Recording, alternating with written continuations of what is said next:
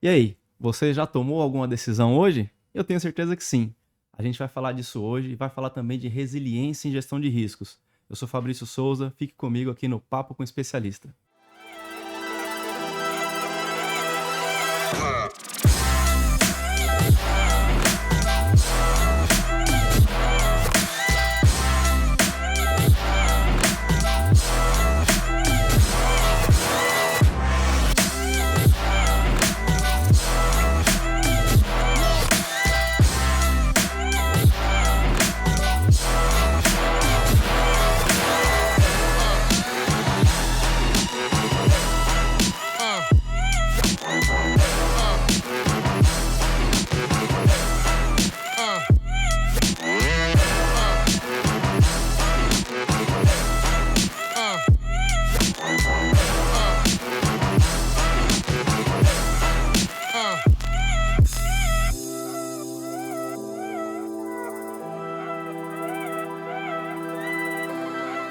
Fala galera, tudo bem? Estamos aqui em mais um Papo com Especialista, o programa do Fórum de GR, concluindo, né, Fabrício? Mais uma temporada, é isso? Nossa temporada europeia, você sabe disso, né? Temporada, isso aí, a gente faz seguindo a temporada europeia aí de meio a meio ano, né? Isso. Então, começar aí com um agradecimento especial a todos os nossos apoiadores, ao pessoal que acompanha também, né, o canal e faz isso chegar a quem precisa da informação.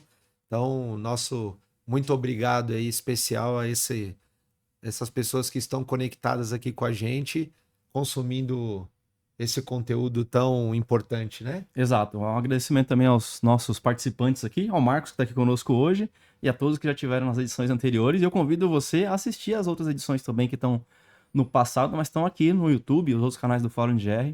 Dá uma pesquisada lá, tem vários assuntos legais. Confere que vale a pena. É isso aí, vale a pena sim, tem bastante material aí que vai poupar o esforço aí de vocês em muitas questões aí. E vamos para os recadinhos especiais também, né? Vamos lá. A gente tem agora, dia 25 e 26 de agosto, o pré-carga, né? Tá Precarga. chegando, né? Exatamente. É um evento especializado que fala de segurança na logística. Então são 2 dias de evento. O primeiro, muito mais voltado à prevenção de acidentes rodoviários. E o segundo, mais voltado à prevenção de roubo de carga. Então, assim, é um evento para especialistas mesmo. Muitos participantes de segurança pública, gestores, líderes, enfim, as tecnologias, os gerenciadores, as seguradoras. Então, todo mundo que está envolto nesse mercado deve estar presente nesse evento. É isso aí, vale a pena participar, porque ali vão estar, como você falou, os decisores e quem sofre com esses temas no dia a dia, né? Certamente. E também nosso agradecimento aí aos nossos apoiadores que estarão lá conosco, os painelistas, né? Que em breve a gente começa a fazer as divulgações, as confirmações. Então, fica aí a dica para já reservar a agenda dessas datas para participar conosco. Os ingressos estão à venda no Estão disponíveis. site www.forumprecarga.com.br. Tem lá os ingressos para as duas datas, para quem vai apenas com a intenção de assistir um tema ou outro. Então aproveite, garanta aí a sua inscrição, porque os ingressos devem acabar antes do evento aí, então não adianta deixar para última hora e querer nos Nem me liga. acionar, não temos como manobrar, há uma limitação lá por conta do espaço para acomodar da melhor forma o público, então garanta a sua participação, reserve a sua agenda, Com né? certeza. Temos também o GRAA, que a GRAA. pedidos vem ainda mais uma edição esse ano, certo? Exatamente. Então, a gente vai fazer mais uma edição esse ano do GRA, que é a nossa imersão para gestores de riscos nível A. Seja ele já gerente ou não, seja coordenador, supervisor, enfim, quem almeja ser um gerente de riscos, acho que é muito importante dar uma olhada na programação, porque a gente tem lá temas que são para o gestor de risco, mas não são só gerenciamento de risco. São temas complementares para esse profissional ampliar o seu leque de assuntos, de domínio de mercado, para poder falar realmente como um sênior. Então, dá uma olhada também forumgr.com/imersão ou forumgr.com/GRA, você vai chegar no mesmo lugar. Bacana.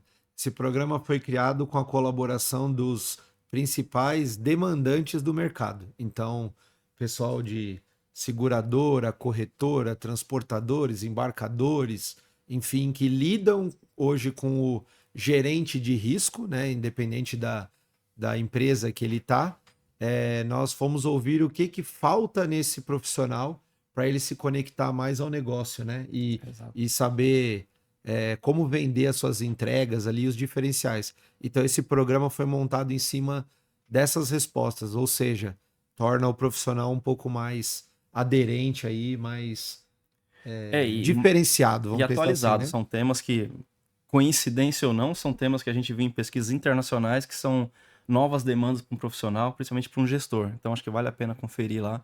Se você não vai conseguir entrar nessa turma, pelo menos olha o conteúdo e se inscreve para uma futura, quem sabe. Mas eu convido você que é do GR a conhecer esse curso. Muito bom. Então, acho que os recados iniciais, estamos Por em enquanto é dia isso. aqui, depois a gente vem com mais alguns. Fiquem atentos aí às redes, aos grupos do fórum, que a gente vai atualizando depois sobre cada iniciativa e o que tem de interessante nelas. E para a gente começar os trabalhos de hoje, Hoje tá pesado aqui, conseguimos hein? trazer aqui um camarada, uma fera aí que participou conosco recentemente, Recente. né? Lá do nosso encontro presencial do Fórum de GR, o Marcos Almeida. Marcos, bem-vindo aí, obrigado pela participação. Não, eu que agradeço. O fórum foi uma experiência maravilhosa. Eu gostei muito da palestra que a gente deu, que a gente fez lá, e principalmente da receptividade das pessoas com relação ao tema, né? Foi muito importante. Bacana. Foi uma Bacana. palestra super bem avaliada. A gente sempre roda, né, uma pesquisa depois. Lá a gente sentiu Aham. já o clima, o pessoal, né, muito vidrado ali, participando. Depois te abordaram, que eu vi bastante gente abordando. Verdade. Mas depois também a gente rodou uma pesquisa, foi muito bem avaliado. Parabéns, obrigado pela Uhum. participação lá. É um tema super importante. A gente falar um pouquinho dele aqui hoje Vamos também. falar. Tem vários assuntos. Você é um profissional com bastante gabarito, até normalmente a gente já abre com essa questão. Por favor, se apresente, faça uma mini bio aí para quem eventualmente não teve lá ou não te conhece. Fique à vontade. Bom, Marcos Almeida, tenho 52 anos e minha formação começou na área militar, né? Eu passei 24 anos dentro do Exército, 17 nas Forças Especiais. Aí ali tiveram várias missões, né? Duas missões no exterior, que eu comandei destacamentos de Forças Especiais em duas guerras, uma no Haiti e a outra na Costa do Marfim. E isso direcionou depois quando eu saí do exército, a minha vida profissional, que eu já tô com mais de 12 anos, mais de 13 anos no mundo corporativo, sempre no nível executivo, em áreas muito voltadas, como riscos, Uhum. crise, segurança, inteligência estratégica, continuidade de negócios, principalmente também. E, e por que direcionou? Porque eu peguei o conhecimento do que eu tive no Exército, nas Forças Especiais, e trouxe para o mundo corporativo. Quando eu saí do Exército, eu fui para a África, montei duas empresas. Uma empresa de exploração de diamantes, mas essa empresa tinha um objetivo muito claro, que era o seguinte: eu vou treinar as pessoas que moram aqui no interior desse país para explorar diamantes dentro das normas do Bureau Kimberley, Uhum. para que os diamantes deixassem de ser diamantes de sangue. E aí eu fui exatamente para aquela área lá daquele filme Do do filme. Leonardo DiCaprio, Vai falar isso. Diamante de Sangue. Certo. Fiquei 9 meses, abri 15 minas de diamantes. Cara, foi uma experiência maravilhosa, porque eu treinei 320 pessoas, 3 comunidades, e eu atingi o meu objetivo, que foi não ter prejuízo. Eu não queria ter lucro. Uhum. Porque esse primeiro foi como se fosse uma entrega, uma devolução porque eu tinha aprendido nas Forças Especiais. E eu atingi isso. Então, o dinheiro que eu coloquei no negócio foi o dinheiro com quem eu saí e estava realizado, porque eu consegui formar essas pessoas e ver a evolução das pessoas ao longo do tempo. No primeiro dia, poxa, saíam do vilarejo, e iam andando pra mina, pô, 2 horas andando, 1 hora e meia andando, descalço, roupa rasgada, Uhum. pô, e voltava desse imundo pra casa.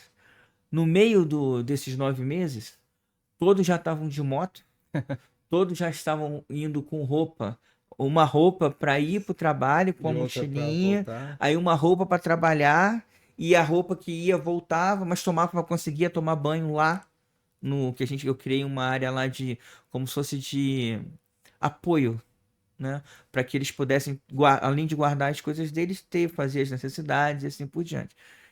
E aí, poxa, cara, foi uma evolução que eu senti assim muito grande na mentalidade Sim. deles de como eles tinham que fazer aquele tipo de trabalho, que era braçal, Até pra fugir da exploração, né? exatamente, extremamente braçal, porque o tipo de eu resolvi treinar as pessoas para exploração artesanal. Uhum. Então, não tinha equipamento, não tinha maquinário. Uhum. Tinha pá, picareta, poxa, aquela talhadeira lá para poder lavar o Aham. cascalho e achar o diamante, mas não tinha máquina, não tinha trator, não tinha nada disso. Era realmente artesanal. É lógico que para eu aprender, eu fui estudar como se faz a exploração de diamantes. Fui para África do Sul, passei 40 e poucos dias na África do Sul, numa das melhores escolas de diamantes do mundo, chamada Corlia Roberts. E lá eu aprendi tudo o que eu precisava aprender de legislação, de exploração e de classificação de diamantes. E também da parte comercial do diamante, porque o objetivo era fugir da exploração. Uhum. Então eles tinham que saber quanto valia aquele Trabalho. diamante, quanto valia o trabalho, como é Uhum. que monta o preço e assim por diante, né? E foi uma experiência maravilhosa. É lógico que nem tudo é flores, e nesse negócio, nesses 9 meses, tiveram vários percalços. Fui traído pelo meu sócio, e lá eu aprendi uma coisa que o africano falou para mim assim: quando você coloca o diamante na mão de uma pessoa, principalmente o bruto, o diamante mostra quem aquela pessoa realmente é. Aflora Uhum. quem ela é, né? E o que aflorou no meu sócio não foi uma coisa muito boa, né? E aí tiveram vários percalços. Depois eu montei a segunda empresa, que foi aí uma empresa de segurança, Uhum. para dois sócios, para um franco-suíço e um mauritânio, dois empresários que queriam botar em minas de ouro inicialmente, e para fazer a segurança da mina de ouro precisava de uma empresa de segurança. E nessa época eu já tinha saído das minas, estava na capital como diretor de operações de uma outra empresa de segurança que era responsável por hotéis 5 estrelas, 5 e 6 estrelas, Uhum. os melhores hotéis da capital da Costa do Marfim, capital econômica chamada Abidjan. Tem uma curiosidade, que é a capital política que fica no centro do país, chamada Yamoussoukro. Ela foi desenhada por Oscar Niemeyer, brasileiro, Uhum. aos moldes de De Brasília. Brasília, mas corrigindo as tesourinhas. Lá não tem tesourinha.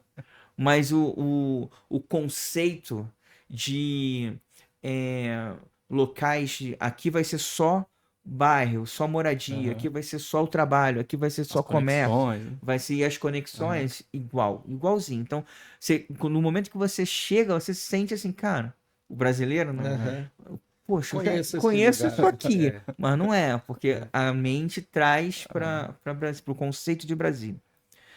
E eu já estava na capital, nessa empresa, como diretor de operações. E lá eu aprendi o conceito do que a gente vai acabar explorando aqui na parte de resiliência, na parte de conhecimento. Cara, se você não consegue explicar um projeto seu em uma folha de guardanapo, pensa de novo. E eu tive que desenhar a segurança de um hotel 6 estrelas num projeto de infraestrutura, CAPEX, mudança de CAPEX, emprego de CAPEX, contra um ataque terrorista Ah, que simples. num guardanapo. O Uhum. dono do hotel, a gente me chamou um dia, a gente foi pra frente do hotel, ele me entregou o guardanapo e falou assim: desenha aqui pra mim todas as alterações que você quer fazer na fachada do hotel e nas entradas do hotel de forma que a gente não seja atacado não sofra nenhum ataque terrorista. Então ele não queria só procedimento, processo, não queria só que colocasse, aqui vai ter um muro, aqui vai ter não sei o quê. Ele queria que a gente tivesse um sistema que fosse capaz de, num reconhecimento lá do terrorista, ele entender que não adiantava atacar aquele hotel. Aham. Então, o hotel passou a ser o elo forte da corrente de todos os outros hotéis. E aí deu certo. Isso, o plano foi... Cara, eu fiz o desenho do negócio, expliquei para ele o que eu queria. No dia seguinte, tinham 3 empresas botando em prática aquele desenho do guardanapo. Então, ele comprou a ideia do guardanapo. E replicou. Né? E replicou. E aquilo depois foi considerado como modelo para os outros hotéis. Não o que a gente fez lá, mas o conceito do sistema. Entendeu? Então foi um... E por causa disso, abriu portas para eu ser convidado pelos os dois empresários para criar uma empresa para eles, onde eu fui o presidente da empresa e o diretor de operações. Então as coisas são encadeadas. Legal. Né? Uma coisa vai chamando a outra. Uma coisa vai chamando a outra. Só que nessa eu fui... O objetivo era segurança de infraestruturas críticas e serviços críticos. Por que isso é importante? Porque quando eu volto para o Brasil, eu só trabalhei em infraestrutura crítica e ainda trabalhei no GSI para escrever o decreto-lei e a estratégia de segurança de infraestrutura crítica junto ao GSI, mais específico na vertical de aeroportos, ajudando as outras verticais, mas descendo a fundo na vertical de aeroportos, porque era onde eu estava trabalhando. Que quando eu saio lá da Costa do Marfim, eu venho para o Brasil para ser o gestor de segurança do Galeão. E aí tem uma história legal também que é...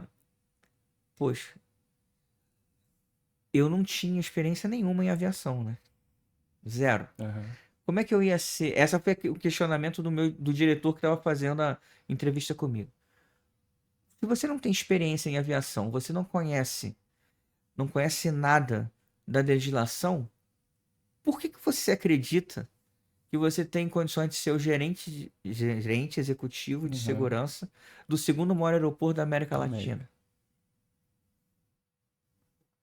Aí a minha resposta para ele foi assim, e vai parecer um pouco arrogante, mas não foi arrogância, porque era verdade. Eu posso destruir ou interditar, ou seja, parar as operações de qualquer aeroporto do mundo pelos meus conhecimentos de forças especiais. Conhecimentos pré-adquiridos. Se eu posso fazer isso, eu posso proteger, porque eu posso impedir. Então, a legislação eu estudo. Qual o curso que eu tenho que fazer, com quem eu tenho que aprender. E foi o que você fez com o diamante. E foi o que eu fiz com o diamante lá atrás. Aí ele falou, bom, tem um curso aqui que você vai precisar fazer, ter uma prova, uma certificação que vai da ANAC. Eu falei, não, eu faço. Pode me inscrever no próximo. Aí ele vira para o diretor de RH, pode contratar. Por quê? Porque ele contratou uma mentalidade. E isso aqui é muito importante.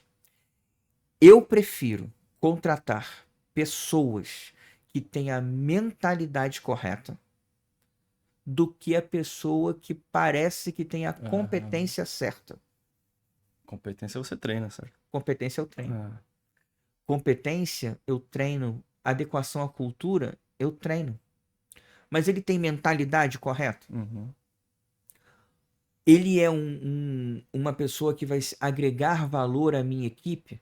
Ou ele vai destruir a equipe? Tem um profissional americano que é um palestrante chamado Simon Sinek. Vocês já viram quando ele fala sobre uma conversa que ele teve com os Navy SEALs americanos? Ele pergunta assim, quem é a pessoa, como é que você decide quem vai ser do SEAL Team 6? O recrutamento do SEAL Team 6 é dentro dos SEALs. Então todo mundo já é SEAL. Mas para poder ser do SEAL Team 6, você precisa fazer um outro curso, uma outra prova para poder estar lá. E aí os caras falaram assim, ou seja, é o ápice do ápice, né? Aí os caras falaram, cara, tem performance, competência e confiança. Um gráfico. Todo mundo quer o cara daqui, né? É, alta performance. Mas esse cara daqui é a mosca branca, né, cara? Ninguém quer o cara daqui, né? Uhum. Que é zero performance, zero Não, confiança, esse tá fora. né? É. Mas se o cara for alta performance e zero confiança, por que eu quero esse cara? Ele vai destruir a equipe. E se o cara for zero performance e muita confiança? Também esse cara não aprendeu nada na vida. Ele é imaturo, ele não é pra estar aqui. Então, eu quero um cara que esteja aqui no meio. Ele tem alto nível de confiança ou médio nível de confiança aqui, né? Médio para alto, e tem aqui médio para cima de performance. E aí aqui eu elevo ele dentro dos meus treinamentos. Mas eu quero esse cara aqui. Não é esse cara aqui, nem é esse cara, nem esse cara, os caras Os extremos, dos não. eixos, dos extremos. O que o cara fez comigo na contratação do Galeão foi isso. Ele entendeu, poxa, a performance dele, ou seja, as competências que ele tem ainda são baixas, mas eu posso confiar nesse cara. Então eu estava aqui, nesse ponto.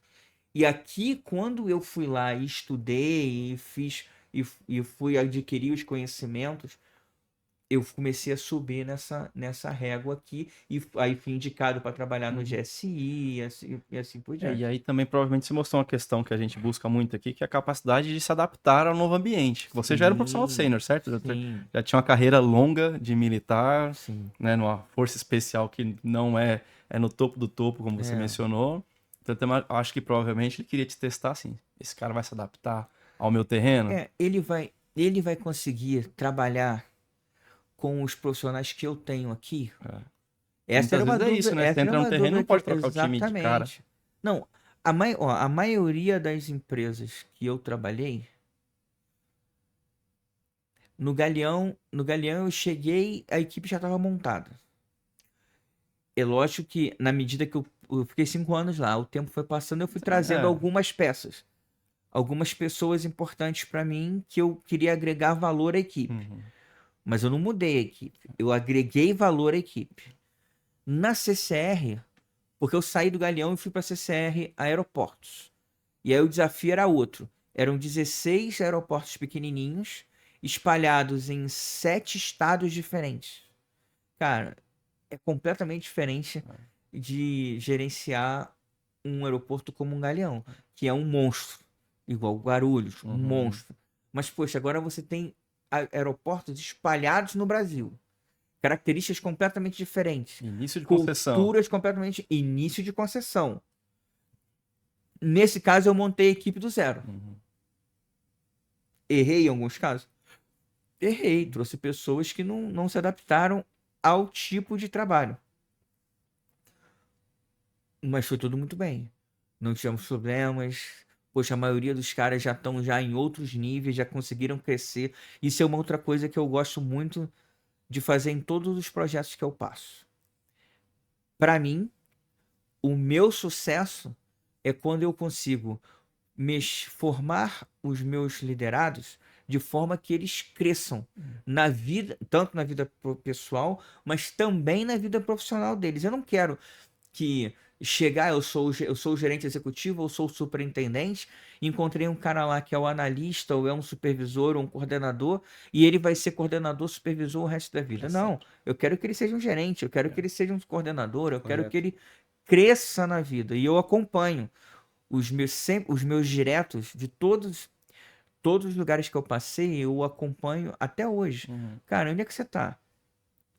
Poxa, o que você está fazendo agora? Ó, tem uma vaga em tal lugar, assim, assado. Você já está pronto. Poxa, faz o curso tal porque você tem que melhorar tal aspecto e assim por diante, né?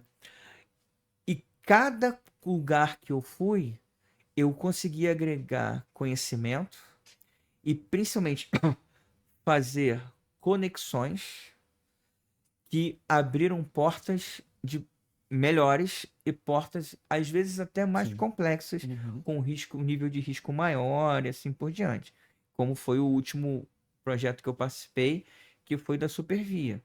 Ambiente altamente complexo, altamente complexo, extremamente agressivo, que é no Rio de Janeiro, né? Com uma equipe. E nessa, eu cheguei com a orientação que era: não mexa na equipe. Você vai trabalhar com a equipe que tá aqui. Uhum. Cara, e eu me adaptei à equipe, inicialmente. E aí, à medida que o tempo foi passando, fiquei 2 anos lá, que o tempo foi passando, lógico que eu fui colocando o meu modo de pensar, o meu modo de agir, o que era para mim, o que eram prerrogativas para mim, o que não, o que eu não aceitava, o que eu aceitava. E a gente foi se moldando. Eu acredito que passei os 2 anos lá agregando valor e entregando aquilo que me foi pedido, que era aumentar o nível de segurança da empresa. Um belo de um desafio. Entendeu? Então, a história do Marcos, ela profissional, ela perpassa esses momentos tanto da força militar, né, a força armada, como também o mundo corporativo, mas sempre voltados para muita análise de risco, Uhum. muita gestão de crise e principalmente tomada de decisão. E assessoramento a decisores no mais alto nível, né? Tá. E a questão da resiliência no mundo que você viveu até hoje, que é primeiro das forças especiais, da área militar, e também de empresas que estão atuando ali em serviços de infraestrutura crítica, é muito comum a questão da resiliência, é Sim. mandatória. Mas para quem está nos ouvindo aqui, que de repente está na empresa que não se enxerga com tanta importância assim, não é uma área crítica, mas é uma área de apoio muitas vezes, de back-office, como é que essa pessoa pode analisar primeiro se ele tem resiliência na empresa e como desenvolver isso? Assim, ó, um overview, o que você diria? Tá, vamos voltar ao conceito de resiliência, né? Isso aí, presta atenção nisso aqui, voltar ao conceito. Uhum. Isso é uma coisa que eu sempre faço em qualquer um dos trabalhos que eu tô, que é: você já tem competências pregressas que te trouxeram aqui, mas você precisa sempre agregar mais conhecimento e mais valor para aquele momento da sua vida, porque o que te trouxe até aqui provavelmente não vai ser o que vai te levar para o futuro. Ele pode, se Assina você não embaixo. melhorar, pode te estagnar aqui. Isso aqui por si só já é um conceito de resiliência, ok? Uhum. Mas o conceito de resiliência é assim: imagina um elástico. Eu estico o elástico não rompe e ele volta pro lugar. Resiliente. Eu estico o elástico e ele volta pro lugar. Uhum. O bambu, ele vai no vento, No né? vento. Ele desce no vento e ele volta pro lugar. Resiliente. A mola, eu fico fazendo assim com a mola, em algum momento ela esgarça e ela volta para cá. Essa mola não é resiliente, porque ela não voltou para aquela característica que ela era, mantendo a capacidade dela de trabalho, diferente do elástico. Tá. Eu não gosto do conceito de resiliente. Eu vou chegar para responder a sua pergunta, Boa. mas eu quero deixar isso. Eu não gosto do conceito resiliente. Porque o conceito resiliência te traz pro ponto antes do estresse. Ou seja, a permanência, praticamente. Você permanece parado. Mas se você permanece parado, você já quebrou um conceito de administração que é o PDCA. Você não evoluiu. Porra, qual que é o último nível do PDCA? Lições aprendidas. Não é isso? É retroalimentação do sistema. Melhoria contínua. Mas melhoria contínua. Poxa, mas se eu quebro isso, por que o conceito de resiliência, então, ele é bom? Mas antes, eu tenho que entender se eu sou resiliente, para eu poder ir para um outro nível, que a gente vai tratar daqui a pouco. Como eu sei que eu sou resiliente? Quando eu passo pela materialização de um risco e eu consigo, após resolver essa materialização, continuar operando. Veja, eu não disse se eu estou operando melhor. Eu disse que eu continuo operando. Pode ser na contingência. Mas eu continuo operando. Depende de vários setores, de várias questões. Várias ali, né? questões. Isso aqui eu sou resiliente. Então, o que eu tenho que analisar enquanto profissional, se eu sou resiliente ou não, é Quando eu passo por um problema aqui, eu consigo resolver o problema e continuar e logo após ele fazer o que eu estava fazendo antes, eu sou resiliente. É. Beleza? É isso. Simplificando, lógico. Sim, Simplificando sim, tá, perfeito. o máximo. Com o tempo que a gente tem aqui, Simplificando o máximo. é esse resumo. Né? Tá. Então, isso posto, o que eu gosto é do conceito de antifrágil do Nassim Taleb. Por quê? Porque o Nassim Taleb, ele fala o seguinte: você tem que voltar melhor. Você precisa voltar melhor. Poxa, então eu passei por um problema, seja o bambu ou o elástico, e quando eu acabar esse problema, eu vou aplicar o PDCA, eu vou melhorar o meu processo, vou melhorar tudo que eu faço. E agora, quando vier um mesmo risco para se materializar ou alguma coisa parecida, o impacto não vai ser tão grande, ou eu nem vou sentir, porque eu já estou tão melhor que o meu próprio processo já resolveu o problema. Ele não deixa o risco se materializar. Entenderam? Sim, lições aprendidas.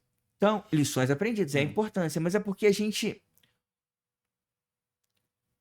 O emprego da lição aprendida é na melhoria do processo, é a caracterização do conceito de antifragilidade, que é uma coisa que não está no livro dele. Ele fala do conceito, mas ele não diz como atingir. Mas a gente tem ferramentas de administração para isso, que é o PDCA. A aplicação correta.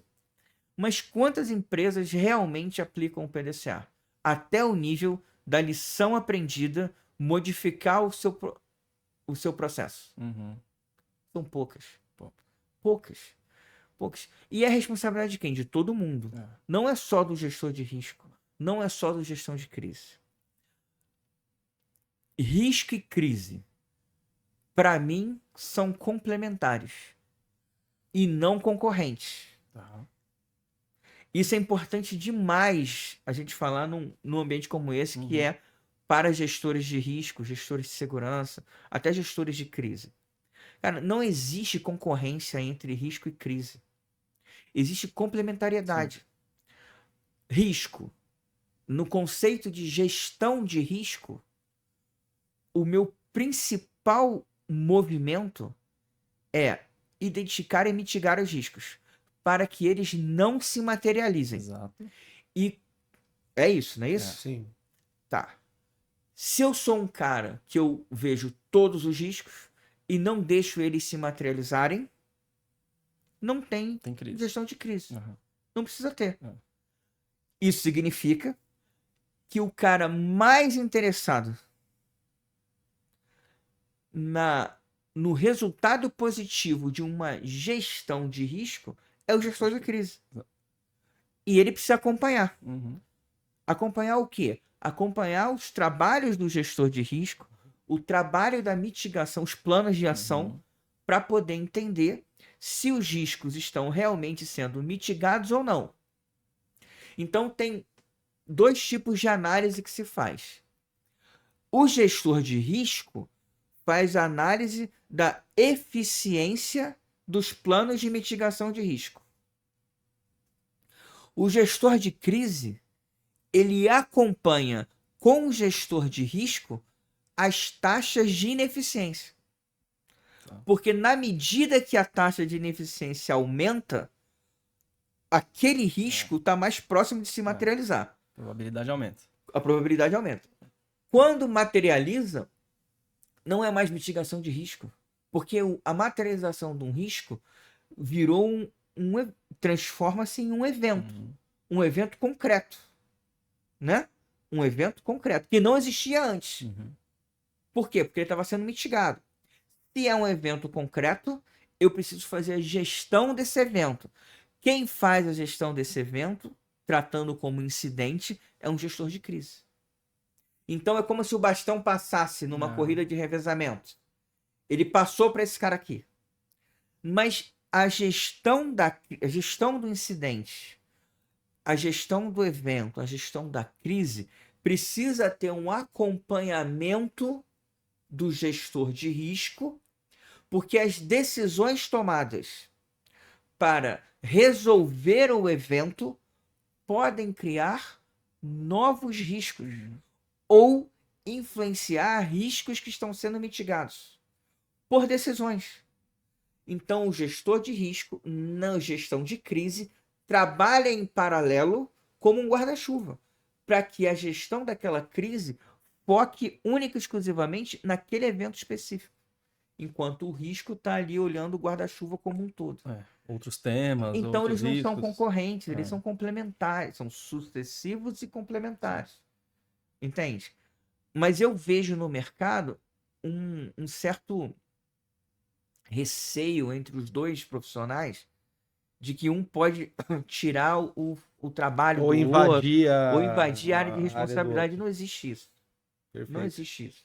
E, Entendeu? ô Marcos, aproveitando essa experiência que você comentou, até nessa linha, obviamente numa média do que você verificou, seja que, até não sei se tem esse paralelo, né, entre o que a gente encontra aqui no Brasil, do que você já viu fora, desses profissionais que você conviveu ou que você formou, a gente sabe que é no momento ou do risco materializado ou da crise que normalmente a pessoa vai ter que Se mostrar provar. principalmente a sua habilidade ali, Isso. como contornar e tudo. Como, lógico, numa média, enfim, como que você vê a preparação desse profissional? Hoje, vamos dizer, primeiro aqui no cenário nacional e se tivesse parâmetro do que você viu fora também, o que muda aí? Eu fiz. Para eu poder trabalhar com gestão de crise, eu fui, mais uma vez, me especializar nisso para poder entender como que era a doutrina de gestão de crise utilizada no mundo corporativo. Aí eu estudei no MIT, nos Estados Unidos, estudei em Stanford, fui para uma universidade em Singapura para fazer cursos de especialização, de extensão no tema análise de dados, tomada de decisão, gestão de crise e continuidade de negócio. Fiz uma certificação nos Estados Unidos, num dos institutos dele lá, em gestão de crise e continuidade de negócio. Voltei e trabalhando ao mesmo tempo, né? Trabalhando enquanto o avião tá voando, construindo o avião, né?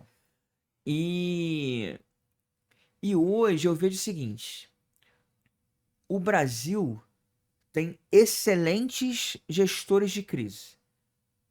A maioria não certificados, mas a certificação é um papel que te dão. A maioria aprendeu na prática. Alguns têm certificação, têm ensino e assim por diante. O problema não é o gestor da crise. O problema é que os executivos, eles fecham os olhos para... Vou mudar. O problema não é o gerenciamento da crise. O problema é que os executivos fecham os olhos para a gestão da crise, que são duas coisas diferentes. Gestão de crise e gerenciamento de crise. A gestão de crise é tudo aquilo que você faz para que não tenha crise. A gestão de risco entra nisso, complementarmente. A gestão de crise, gestão é uma área de gestão de crise que vai analisar cenário, uma área de gestão de crise que vai analisar os stakeholders, uma área de gestão de crise que vai analisar, acompanhar junto com o gestor de risco os planos de mitigação de risco e assim por diante. Não se quer hoje empregar recurso aqui. Por quê? Porque recurso hoje, a maioria são empregados em coisas que se materializam. Mas eu estou estruturando uma área, então, que ela vai trabalhar para nunca trabalhar. Entende? Sim. Como eu monto o orçamento para uma área... A ideia é não utilizar. Que é não utilizar, e para uma área que assim, não tem... A gente nunca mediu no passado. Eu nunca medi no passado o prejuízo que eu tive por uma decisão mal tomada. Eu nunca medi no passado, eu não quis medir no passado o prejuízo de um risco materializado. Eu resolvi. Entendeu? eu não quero mais olhar para isso. Poxa, mas quando você senta e você coloca no papel o quanto custa isso, aí muda de figura. Aí você chega e fala assim, putz, eu deixei na mesa muito dinheiro. Esse dinheiro que eu já deixei na mesa poderia ter financiado uma área que não ia me deixar, não ia me deixar fazer isso. Aí, isso acaba influenciando o gerenciamento da crise. Os decisores hoje, os executivos hoje, fazem gerenciamento de crise. Empiricamente. Por quê?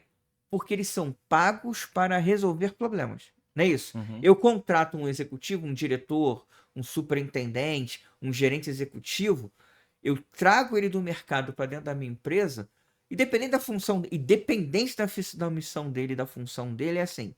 Se eu fosse resumir, você vai resolver problema dentro da sua seara. Claro. Então, se ele é um resolvedor de problema e a crise é um problema, naturalmente, ele faz gerenciamento da crise. Eu não duvido. Eu não duvido. Eu vejo isso, mas sem método, Sem gestão. sem gestão, mas empiricamente, mas no ensaio e erro, deixando o dinheiro na mesa. Então, no Brasil, não se dá tanta importância para essa área, diferente do mundo lá fora, do exterior. Lá se dá isso, o cara, ele bota no papel e ele fala, cara, eu preciso ter aqui um gerenciamento e gestão de crise em alto nível e um passo acima, que é a continuidade de negócio. Que aí um outro nível, que é assim, enquanto eu tô dentro de uma crise, fazendo o gerenciamento daquela crise, quando ela atinge um determinado nível que impacta o meu negócio, não só a minha operação, mas o meu negócio, como é que eu vou continuar operando e como é que eu vou continuar entregando o resultado do negócio. Aí aqui é outra doutrina, que chama continuidade de negócio. Tem até uma brincadeira que eu Entendeu? faço no nosso curso lá, que eu fiz na última turma, que é o seguinte, a gente usa muita expressão, eu sou bombeiro, que vive apagando incêndio. É, Só que tá errado. Primeiro porque bombeiro não faz nada de improviso. isso. É dos profissionais que mais treinam para executar a tarefa deles, né? Ele sabe exatamente cada passo que ele vai fazer em uma missão. Então, nada é improviso, já começa errado por aí. E outro, aí entre o ponto que você falou agora, o bombeiro é gestão de crise, ele vai lá para apagar o incêndio e acabar com aquilo. Isso. A continuidade não é problema Não dele. é problema dele, Por exemplo, a gente exatamente. teve vários casos de incêndio em transporte, por exemplo, caminhão pegar fogo, ele vai lá, vai terminar de destruir o caminhão. Sim. Vai apagar o foco. Excelente, vai salvar vidas ali. Só que o caminhão já era. Vai acabar A com carga, carga, com caminhão. Isso. Numa causa, a É. mesma coisa. Vai jogar água, vai acabar com o resto que sobrou. Mas vai apagar o incêndio. Aí o profissional tem que esquecer um pouquinho do bombeiro e pensar, principalmente, que um bombeiro tem muita capacidade, é muito treinado, tem muito plano para acabar com a crise. Sim, E não tem nenhum plano para continuidade. exato. É, Nesse sentido, né? Do nesse negócio. sentido, sim. Não é problema dele. Mas isso é normal dentro das empresas. Eu tenho, na palestra, por exemplo, que eu faço lá que você já viu, tem uma pergunta que eu faço assim: quantas decisões nós tomamos, pequenas decisões, que geram as nossas próprias crises? Ninguém para pra pensar nisso. Porque ele toma uma decisão para resolver um problema naquele momento, ele é o bombeiro. Ele toma uma decisão para resolver o problema naquele momento sem olhar o futuro, ou sem olhar o impacto que dá nos seus processos. E aí, à medida que o tempo vai passando, aquela decisão gerou uma nova crise para ele. Mas ele esquece ou ele não identifica que essa nova crise foi causada por uma decisão dele. Entendeu? Entendeu o que eu tô falando? Ainda mais quando passa para outro setor. Resolvi o meu problema, outra área lá que se exploda agora. Olha só como que isso aí que você falou é importante. Quando eu estava no Galeão, uma das minhas primeiras missões lá foi desenvolver o programa de gestão de crise e continuidade de negócios do Galeão. Ele já existia e tinha que melhorar ele, né? E aí por isso que eu fui até pro exterior para poder estudar, não sei o que, foi o Galeão que me proporcionou isso. E aí eu montei o programa, cara, e chegou a pandemia. Crise máxima. Crise máxima. Máxima. Pandemia. E a gente foi passando pela pandemia, Posso só fazer uma pergunta, aproveitando o Pode. exemplo? Constava no plano constava uma pandemia? no de risco,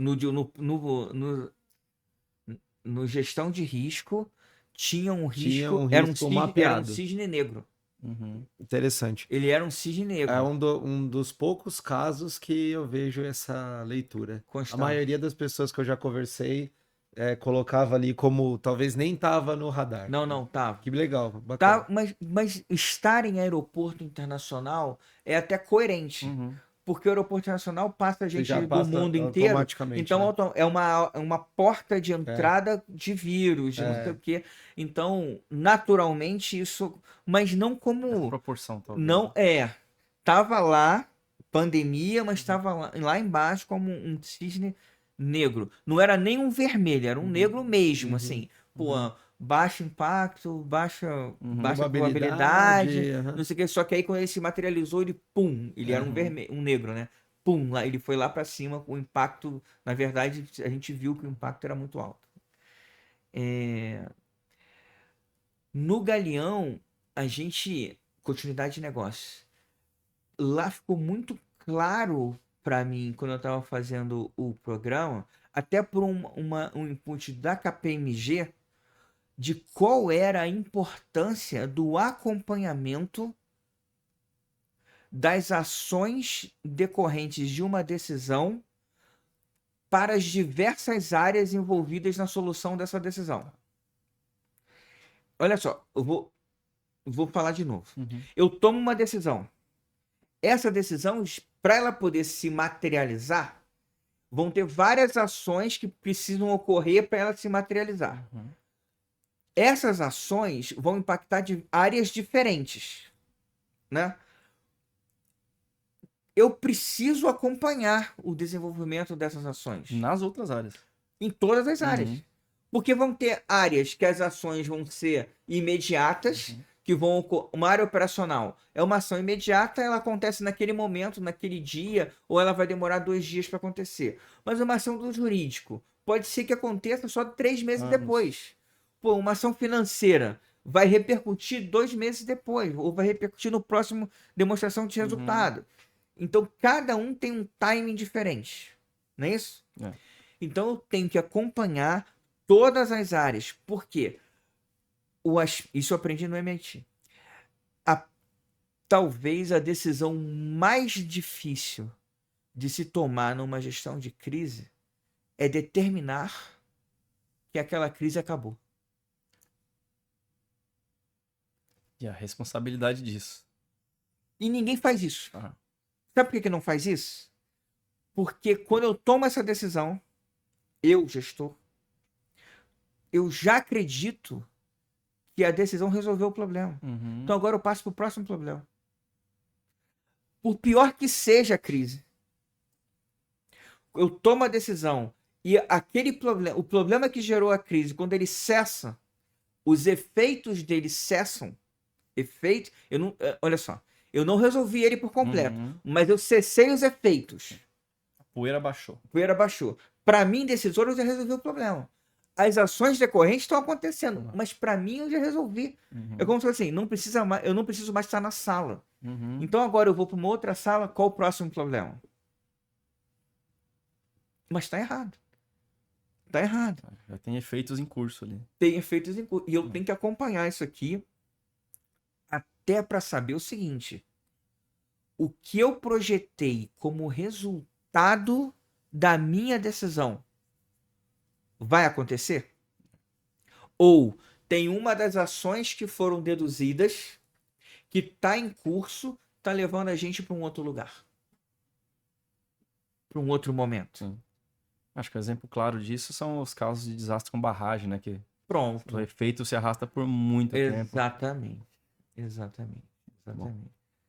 Recadinho, Legal. Léo? Vamos dar uns recadinhos? Vamos de lá, novo? que o papo tá tão bom que... Isso aí. Então, ó, lembrando, quem está nos assistindo aqui, vou lembrar primeiro do Triplo C. Por favor. Não esqueça de curtir, comentar e compartilhar esse conteúdo. Conteúdo bacana, com várias provocações aqui interessantes, vários conceitos aí pra gente relembrar, estudar, enfim, ver o que tá faltando nos nossos planos, né?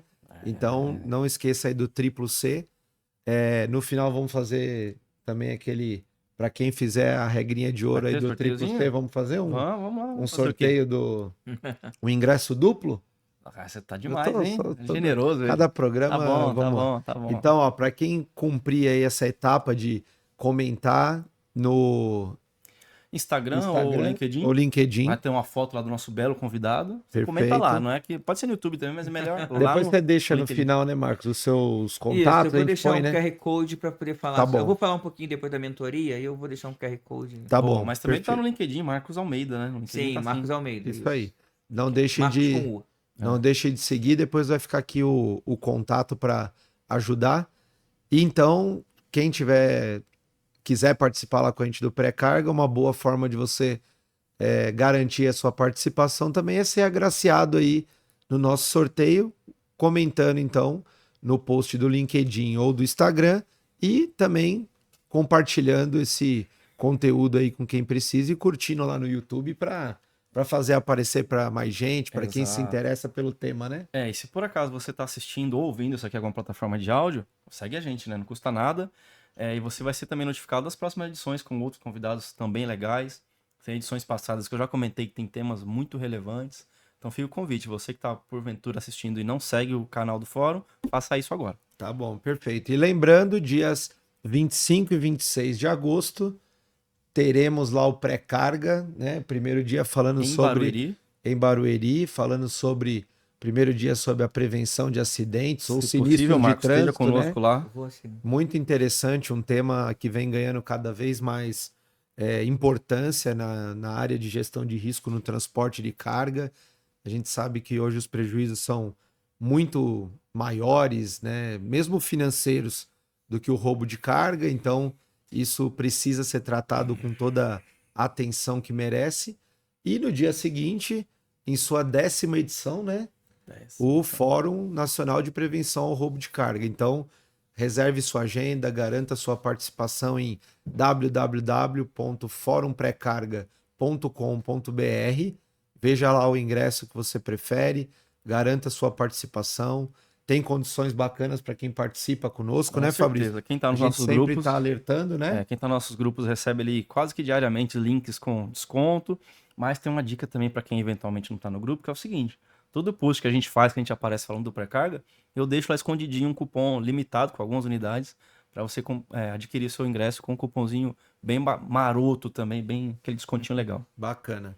E para quem tem interesse também em se desenvolver, a gente falou um pouco antes aqui, mas traremos também o GRAA na sua 3ª edição, né? Isso. Então fique atento, tem lá aí no site do fórum, que é o www.forumdegr.com/GRAA ou /imersão, correto, Fabrício?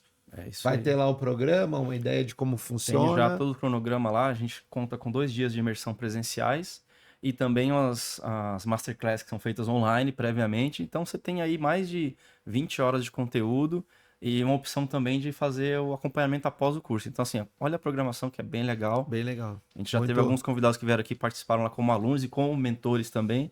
Então, assim, cara, eu recomendo. Se eu tivesse essa oportunidade antes, eu faria. Agora não dá mais tempo porque eu ajudei a criar. Então, É isso aí. eu sou Mas muito a grato gente por sempre isso. aprende, né? Ah, Cada vez não. que a gente está participando, a gente aprende. Eu vou contar aqui para quem não teve lá. Eu vou para a turma do GRA, eu vou lá na sexta e no sábado, eu vou como aluno. Eu vou lá, faço a abertura e sento para ficar ouvindo os mentores lá, porque assim, é conteúdo muito bom. E eu aproveito e revejo toda vez, né? Então, eu tô fazendo, como é que fala que a gente vai para Pós-doutorado? Não, quando você pega a recuperação. Ah, sim, sim.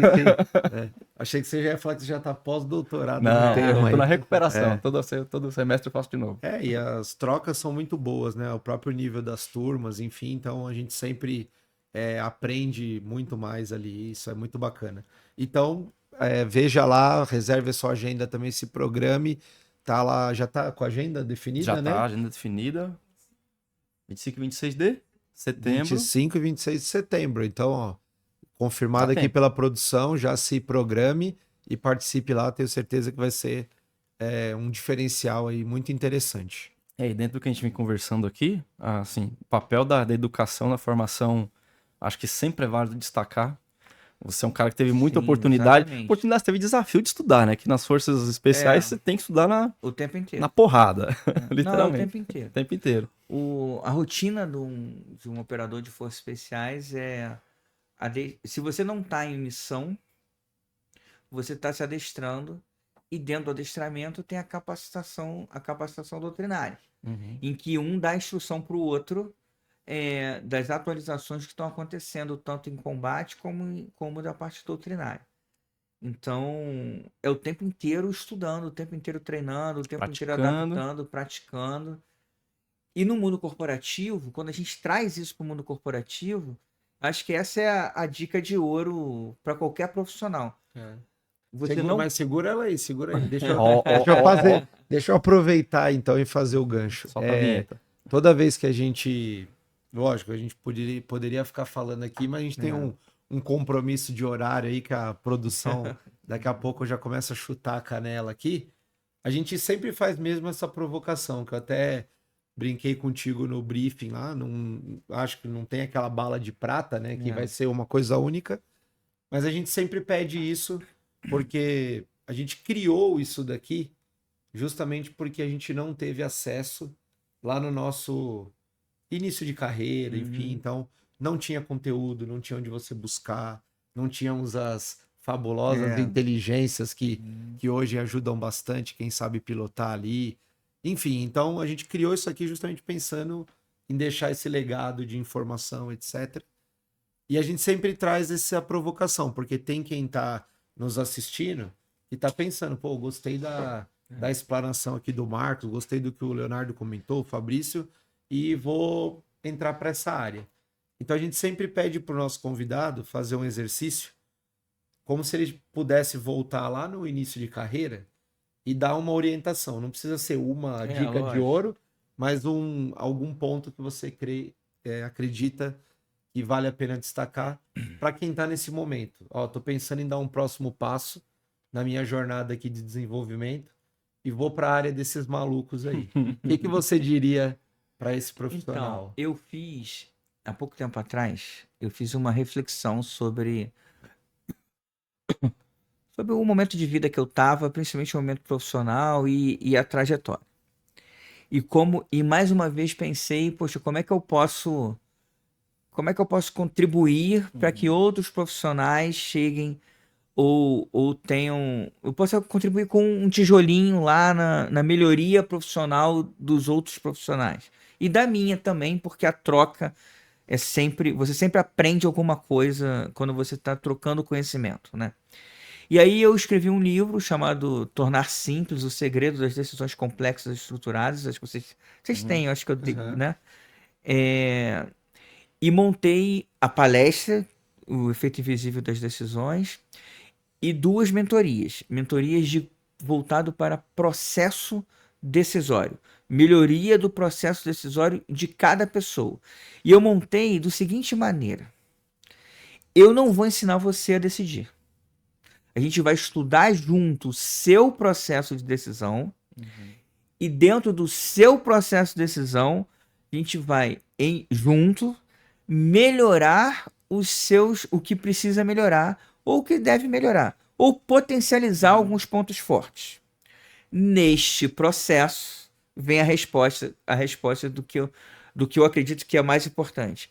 É a busca contínua da melhoria. É aquele negócio de você estudar a vida toda, o lifelong learning, né? Você estudar o tempo inteiro, né? E eu montei uma mentoria voltada para isso. Para, poxa, vamos estudar o que você faz o tempo inteiro? Independente da sua profissão? Independente de quem você é. Perguntar, independente se é da segurança, se independente do nível e de qual ramo profissional você tá, uma coisa que é inerente a todos é tomar a decisão. Mas quantas pessoas ou quantos de nós já pararam para pensar sobre a forma como decidimos e sobre o que influencia as nossas próprias decisões? Ou pior, cara, como influencia o que nós assessoramos para os outros decidirem. Isso também a gente vê nessa mentoria. Então, O mais importante é não pare nunca de estudar. Se aprofunde nos temas nos quais você precisa para trabalhar, mas não somente neles. Por quê? É aquela pergunta assim, poxa, se eu vou ser da área de humanas, por que eu preciso estudar matemática? Né? Por causa não é. a minha resposta é assim, porque você precisa ter uma base muito forte para te dar flexibilidade e raciocínio. Meu pai tinha uma coisa que ele fazia com a gente, era assim, ele botava um problema no quadro negro e giz, né, de cera. Ele botava lá o problema, dividia o quadro em 3 espaços e falava assim, eu quero, para esse problema, 3 soluções diferentes. Se tiver igual, se tiver certo, todas vão chegar no mesmo resultado. Mas elas precisam ser totalmente diferentes entre elas. O que ele estava ensinando para mim, para os meus colegas que ele dava aula, era flexibilidade e raciocínio. Eu uso isso até hoje. E uma coisa que ele falava também que entra para a regra de ouro, que é o seguinte: se na doutrina existe uma exceção à regra, tenha certeza que essa exceção à regra será o que vai mais acontecer no mundo real. Então, se prepare para o inesperado. Tenha flexibilidade de raciocínio. Entenda que você vai sempre ter que estudar para conseguir resultados melhores.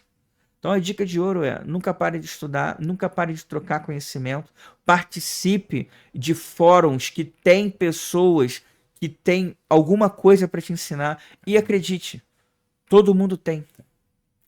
Todo mundo tem alguma coisa para ensinar um para o outro. Então, não fique em casa achando que você, eu já sei tudo, eu já tô no nível tal, eu já tenho, o que eu faço aqui o que eu faço aqui é suficiente, eu já tenho tais certificações. Tô ok, beleza. Vai lá pro fórum e vai conversar com as pessoas. Vai para os estandes, converse com o detentor de uma inovação, uma nova tecnologia. Você pode não ter recurso para comprar aquela tecnologia, mas ele vai te dar alguma coisa ali que você vai melhorar um processo seu. Tenho certeza absoluta. Experimenta olhar umas vagas, mesmo não querendo sair da empresa, experimenta olhar umas vagas, o que tá requisitando, isso, né? Você vai descobrir que não tem. Exatamente, Você faz o aí você vê vê às vezes que tá desatualizado, né? Pô, mas pode ir. Desse assunto aqui, também destacar aqui, dei uma pesquisada aqui, seu livro tá disponível, para quem quiser, fala um pouquinho. A pessoa... o livro, ele fala sobre cenários complexos e sobre decisões dentro desse cenário. Então, vou dar um exemplo. Você trabalha num lugar em que vários fatores influenciam a sua operação. Não só os fatores inerentes à operação, mas fatores externos, e as coisas acontecem muito rápido. Esse é um ambiente complexo, por si só. Como você toma decisão nisso? Como você toma decisão quando várias coisas influenciam o que está acontecendo? No meu entendimento, você tem que tornar simples o que você está vendo, o problema que você está vendo. Só que existe um método para isso. E é esse método que está escrito nesse livro. Foi esse método que deu origem à palestra, que deu origem à mentoria. Entendeu? Sensacional. Então tá a indicação aí, tá? Um exemplo aqui tá na Amazon. Tornar simples o segredo das decisões complexas e estruturadas por Marcos Almeida. Recomendo. Viu? Isso aí. Pessoal, a gente infelizmente tem que seguir para os finalmente aqui, né, Fabrício? Então, vamos dar os recadinhos finais. Para quem quiser falar com o Marcos, vai estar o QR Code aqui na tela. Também tem o site pra quem tá aqui, assistindo, né? E depois a gente deixa também marcado o teu @ aí no LinkedIn, enfim, depois a gente o site é marcos-almeida.com. Quem não conseguir acessar o QR Code aí por eventualidade. Marcos, muito obrigado pelo papo. Acho que mais do que um papo, foi uma aula. Quem teve a oportunidade de estar na palestra lá, acho que complementou. Sim. Isso é bom para quem assistiu ao Marcos no nosso evento, cara. Quem não teve, sabe o que perdeu, né? Lá teve muito mais, assim, ele explanou outros aspectos, acho que complementou o assunto. Mais uma vez, obrigado pela parceria, gentilezas aqui conosco. Desejo todo sucesso aí nos empreendimentos. Também conte conosco, viu? Não, eu que agradeço a oportunidade e poder falar desse tema, né? A gente poderia ficar falando aqui a Nossa, noite toda, porque é um tema bom e que a gente gosta. Mas depois vamos marcar próximas rodadas. Vamos, Tá? com certeza. E para quem acompanhou aqui com a gente, muito obrigado e até o próximo Papo com o Especialista.